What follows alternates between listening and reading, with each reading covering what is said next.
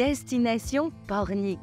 Située au cœur de paysages préservés et variés, trait d'union entre la Bretagne et la Vendée, à l'ouest de Nantes et bordée par l'océan Atlantique et la Loire. La côte de Jade, les plaisirs de la plage et des activités nautiques, l'accueil des stations balnéaires pleines de charme, le patrimoine naturel, culturel et historique du pays de Ré, une invitation salée et sucrée au voyage.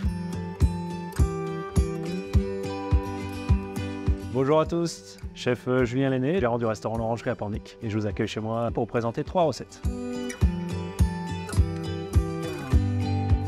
On va faire des petites huîtres gratinées sabayon avec un blanc de noir de la région, une pointe de safran.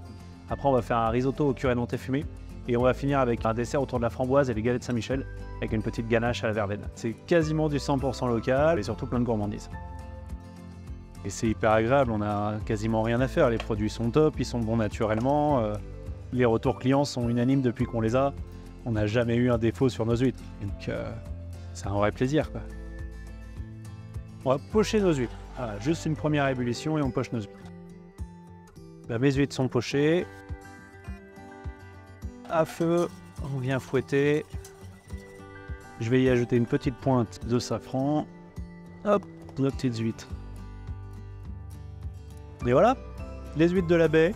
Poché, émulsion safranée au blanc de noir et ciboulette. Et on va donc réaliser le risotto au curé nantais fumé. Moi j'aime beaucoup tout ce qui est fumé et là sur le fromage ça marche très très bien.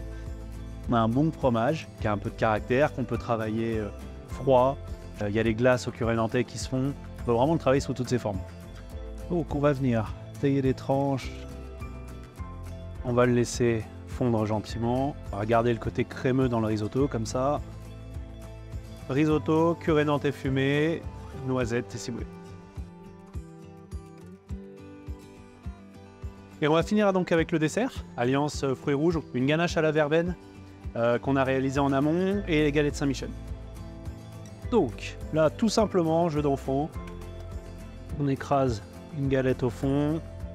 C'est un lieu plein de gourmandises, 10 km d'ici, vraiment à visiter hein, parce que c'est top que ce soit pour les petits comme les grands. Hein. On va venir mettre un beau pompon de ganache, on va venir glisser tout simplement nos framboises. On remet une petite galette Saint-Michel sur le dessus, le sorbet fraise maison, des petites pousses de chiso qui ont un côté légèrement poivré.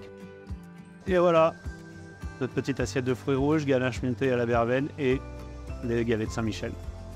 Si la personne ne connaît pas la région, outre d'aller à l'office de tourisme, il y a ce qu'on appelle le chemin des douaniers qui passe en front de mer, que ça soit bien sûr front de mer, sur le littoral, mais même dans les terres, pour vraiment avoir ce goût de découvrir ce qui se passe, quoi.